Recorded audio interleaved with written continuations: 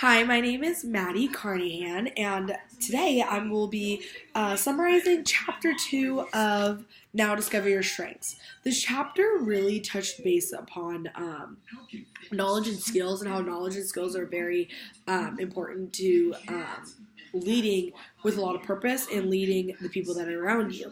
We touched base upon this thing called factual knowledge. Factual knowledge is when you actually know something. So when the examples that they use is that when you're learning Spanish, how you're not going to be able to speak Spanish unless you know what the meaning of every word is. And then how when you are given a specific job, such as maybe you work in customer service and you work in a retail store in the mall, you're not going to be able to do your job as well as you can without knowing the product that you're selling in the store. If you're a car salesman, you're not going to be able to sell a car as well as you could if you don't know all the features about it. So something that is the characteristic called factual knowledge is very important to being successful at your job.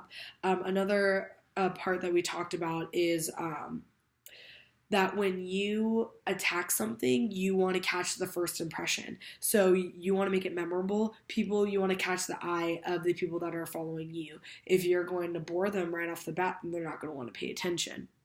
You're going to want to touch base on something that they don't know as well, but that's something that you really know well to do, and that's what they will grab their eye, and because that's new to them. They know that when the first impression is everything, when you're trying to gather a bunch of people to follow you.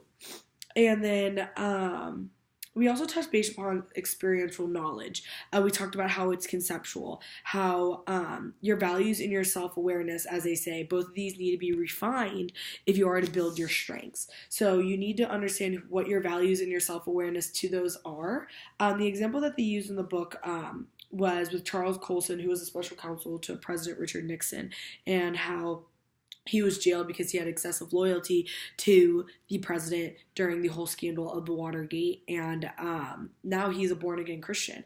And we talked about how with anyone who had a past life, as we would say, and now are changed, talk about the people that are in Alcoholics Anonymous, that have now are years sober.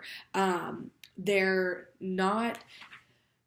Their their basic nature hasn't changed, but they directed to where they want their life to go. So they have redefined their talents. So someone like Charles Colson, who was excessively loyal to President Nixon and now is a born-again Christian, he now has redirected where his values are, because his values back when he was working for the president were to help the president get away with a lot of stuff that he couldn't have gone away with.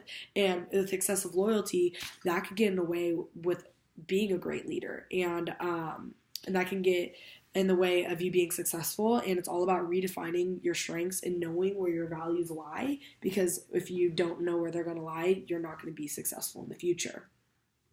And we also talked about skills. So skills, that they say, brings structure to experiential knowledge.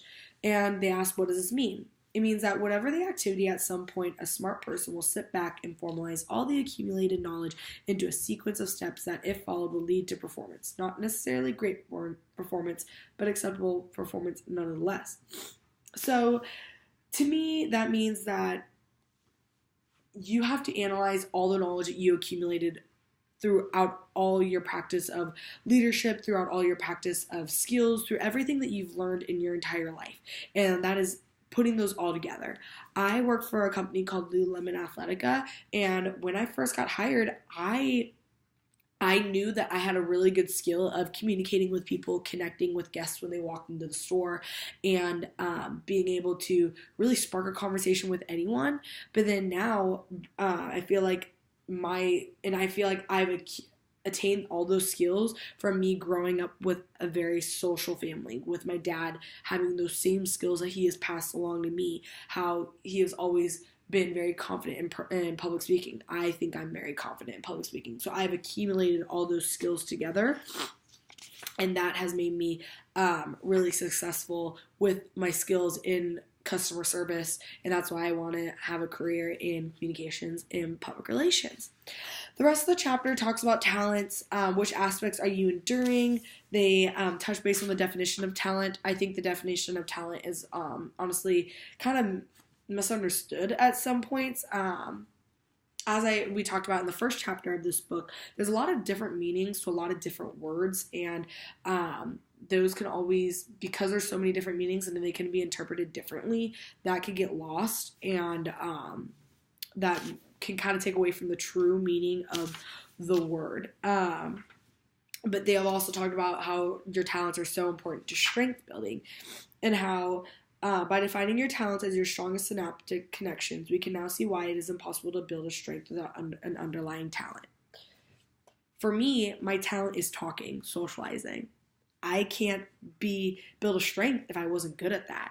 You can practice as much as you want at public speaking, at connecting with people, but I have a special talent of truly recognizing people, understanding how they feel, and I feel like that's something that is a very special talent that I have, and it's made that talent turn into a strength. And that is my conclusion on chapter 2 of Now Discover Your Strengths.